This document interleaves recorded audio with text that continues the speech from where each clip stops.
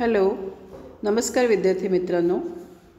Marketing and retail management paper 2च्या तिसऱ्या चॅप्टरच्या तिसऱ्या व्हिडिओमध्ये आज आपण भेटत आहोत. आज आपण पाहणार आहोत ग्राहकांच्या वागणुकीचे सिद्धांत किंवा मॉडेल्स. ग्राहकाच्या वागणुकीबद्दल किंवा वर्तणुकीबद्दल आर्थिक, मानसशास्त्रीय आणि सामाजिक आणि सांस्कृतिक अशा प्रकारचे अनेक सिद्धांत मांडलेले आहे तज्ज्ञ मंडळींनी. तर आज आपण पाहणार आहोत ग्राहकांच्या वागणुकीचा आर्थिक सिद्धांत. विद्यार्थी मित्रांनो, economic theory of buyers behaviour. Economic आर्थिक स्थिती ही खूप महत्त्वाची असते. आर्थिक हितसंबंध जेव्हा आपण म्हणतो याचा अर्थ असा आहे की ग्राहकाची आर्थिक परिस्थिती, आणि ती फार महत्त्वाची असते. प्रत्येक ग्राहक हा वेगवेगळा असतो. त्याची आर्थिक स्थिती, सामाजिक स्थिती ही वेगवेगळी असते. त्याच्यातील घरातील कुटुंबात किती व्यक्ती आहे त्याच्यावरही त्याची वस्तूची खरेदी अवलंबून असते. त्याच्यामुळे हे आर्थिक हितसंबंध किंवा आर्थिक परिस्थिती विचारात घेऊन ते जोपासण्याच्या उद्देशानेच ग्राहक त्यांचे खरेदीविषयक निर्णय घेत असतात.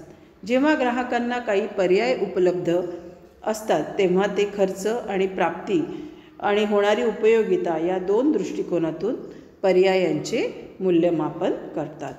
म्हणजे आपल्याला समजा एखाद्या वस्तूचा दुसरा स्वस्त पर्याय उपलब्ध असेल तर ग्राहक साधारणपणे त्या पर्यायाकडे जाईल. ज्या वस्तू खरेदीमुळे त्यांना जास्तीत जास्त उपयोगिता आणि समाधान मिळण्याची शक्यता असते अशा वस्तूंचीच खरेदी करायचा ते निर्णय घेतात. विशिष्ट वस्तूची जास्त प्रमाणावर खरेदी करण्यात आली तर ग्राहकांना मिळणारी उपयोगिता घटते.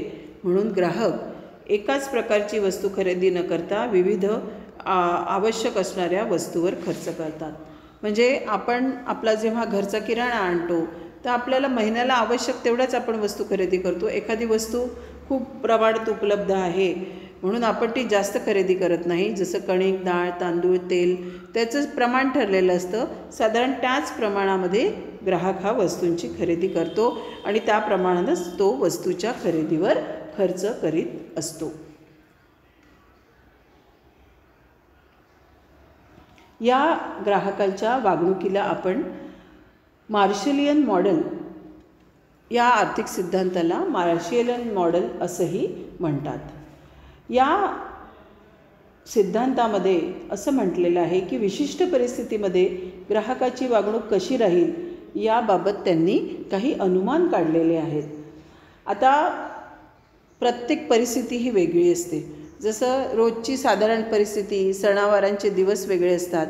तर अशी जी परिस्थिती वेगवेगळी असते त्यावेळेला ग्राहकांची वागणूक वेगवेगळी असू शकते. त्याच्यातलं पहिलं आहे वस्तूची किंमत जेवढी कमी राहील तेवढी ग्राहक वस्तूची जास्त प्रमाणावर खरेदी करू लागतील. हा तर एक महत्त्वाचा आर्थिक सिद्धांत आहे. जेव्हा वस्तूची किंमत कमी होते तेव्हा त्याची विक्री वाढते. ग्राहकांची क्रयशक्ती जेवढी जास्त, ग्राहकांच्या वस्तू खरेदीचे परिणामही तेवढेच जास्त राहतील. ग्राहकांची वस्तू खरेदी करण्याची ताकद म्हणजे त्यांच्याजवळ पैसा जास्त असेल त्यावेळेला ते जास्त खरेदीचे प्रमाण त्यांचे आढळून येते. आत्ताच विद्यार्थी मित्रांनो आपण पाहिलं आहे कोविडच्या काळात बरेच लोकांचे पगार वेळेवर होत नव्हते, मजुरी बंद होती. तर अशा वेळेला ग्राहकांची क्रयशक्ती ही कमी झालेली होती. या उलट आपण पाहतो की कधीकधी दिवाळीला, काही सणावाराला जर बोनस मिळाला, जास्तीचे पैसे मिळाले तर ग्राहकांची क्रयशक्ती ही वाढते. विशिष्ट वस्तूला पर्यायी असलेल्या वस्तूची किंमत कमी असल्यास ग्राहक त्या वस्तूची कमी प्रमाणावर खरेदी करतात. हेही आपण पाहिलेलं आहे की पर्यायी वस्तू ज्या असतात त्याची किंमत कमी असेल तर ग्राहक त्या वस्तू खरेदी करणे पसंत करतात. उत्पादकाकडून विक्री संवर्धनावर जेवढा खर्च केला जाईल तेवढीच विशिष्ट वस्तूची विक्री वाढेल. विक्री संवर्धन म्हणजे आपली विक्री वाढवण्याचा प्रयत्न करणे.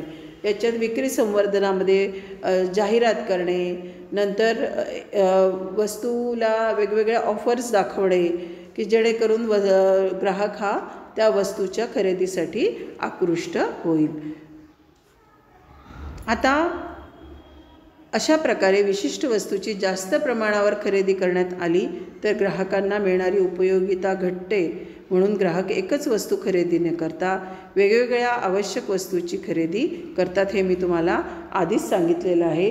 आणि अशा प्रकारे ग्राहक आपला आर्थिक हितसंबंध म्हणजे आर्थिक परिस्थिती आपली सांभाळत असतात. तर विद्यार्थी मित्रांनो, धन्यवाद. आज आपण पाहिलं ग्राहकांच्या वागणुकीचा आर्थिक सिद्धांत, मार्शलियन मॉडेल. पुढच्या व्हिडिओमध्ये आपण पाहणार आहोत ग्राहकांच्या वागणुकीचा मानसशास्त्रीय सिद्धांत. थँक्यू.